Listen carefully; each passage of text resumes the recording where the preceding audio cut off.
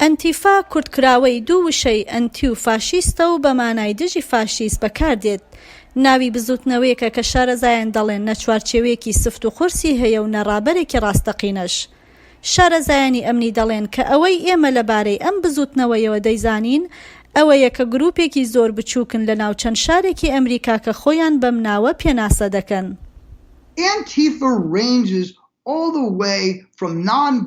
هەموو ڕێگا و کردەوەکانی ئەنتیفا ئارام و دوور لە توندوتیژین. ئەمەش زۆر گرنگە کە ئەوان کێشەی قوڵیان لەگەڵ ڕەگەزپەرستی و توندوتیژیدا هەیە لە ناو ئەمریکا و سەرانسەری دنیادا.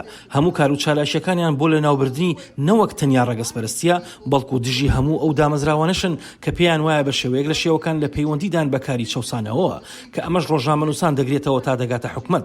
بەڵام لە زۆربەی حاڵەتەکاندا ئەمان زیاتر تشتیان خسۆتە سەر بەڕەنگاربوونەوەی ڕەگەزپەرستە سپیەکان و نازیێنویەکان و هەروەها ئەوانی دژایەتی کۆچبەر و بیانەکان دەکەن. گرفتەکە لەوەدایە کە لەم بزوتنەوەیدا هێڵێکی دیاریکراو نییە بۆ دژایەتی و ڕوبەڕووبوونەوەی ڕەگەزپەرستان و سیستەمی ڕەگەزپەرستی، بەڵکو هەر کەسێک و لە ڕوانگەی جیاواز و فەلسەفەی جیاوازەوە سێری شتەکان دەکەن و بەگشتی توندوتیژی وەک دوایەمین چارەسەر و لە دۆخی نالەبەردا وەک تەکنیکیە قبوڵ دەکەن. کەسانێک کە خۆیان بە ئەنتیفا ناساندووە لە چەندین خۆپیشانداندا لە ئەمریکا بە دەمامکی ڕەشەوە توندوتیژیان نواندووە بەرامبەر بە پۆلیس و ڕۆژنامەوانان. بەڵام توێژینەوەکان پیشانی دەدەن کە کاتێک کێشە و توندوتیژی سیاسی سەرهەڵدەدات زۆرێ لە گروپە چەپەکان بەگشتی بێکێشە و ئارامن. توێژینەوەیەکی زانکۆی مریلەندەری خستووە کە تەنیا 12% هێرشە تروریستیەکان لە میانەی ساڵەکانی 2010 تاوەکو 2016 لەلایەن گروپە چەپەکانەوە ڕوویداوە. ئەمەش لە کاتێکدایە کە 35% ئەوانە لەلایەن ڕاستڕەوەکانەوە بزوێنراون. لە سەرەتای مانگی شەشەوە پرەزیدنت ترامپ هەوڵیدا کە مورکی ڕێکخراوی تێرۆریستی بخاتە پاڵ ئەنتیفا و هەڵی وەشێنێتەوە.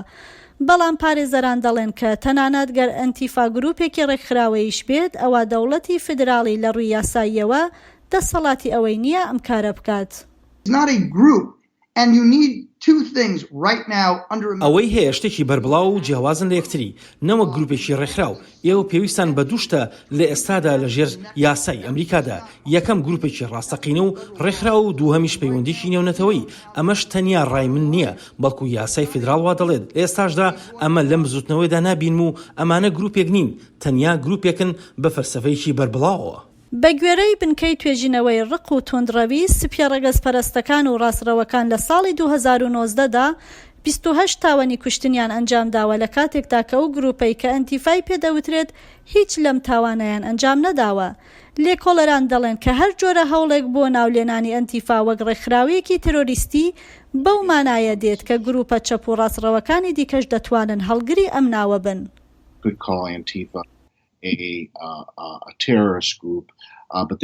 من وای بۆ دەچم کە لە هەندی ڕۆ دەتوانیت ئەنتیفا وە گروپێکی تیرۆریستی سیر بکەیت. بەڵام دووبارە کێشەکە لێرەدایە. ئەگەر بێت و ئەم ناوە لەم گروپە بنین کەواتە دەبێت ژینگە پارێزان و چالاکوانان و مافی ئاژەڵانیش بەم چاوە سیر بکەین و هەروە گروپی کەیکەی کە ڕێکخراوێکی سپیە ڕەگەزپەرستەکانە. ئێمە بەڕاستی پێناسێکی دیاریکراومان بۆ تیرۆریستی ناوخۆیی نییە و نازانین چییە. مامۆستایەکی زانکۆی ویلایەتی واشنگتن کە خوێندنەوە بۆ بزوتنەوە کۆمەڵایەتیەکان دەکا دەڵێت کە ئەنتیفا گەر ڕێکخراویش بێت تەکتیک و کردەوەکانیان لە ئاستێکدا نییە کە بکرێت وەک گروپێکی ترۆریستی چاویان لێ بکەیت. من دەتوانم بڵێم کە ئەنتیفا تەنیا 1-2% لە ناڕەزایەتی گروپە چەپەکان دەگرێتەوە. ئەوان بەگشتی لای گروپە ئاشتی خوازەکان خۆشەویست نین.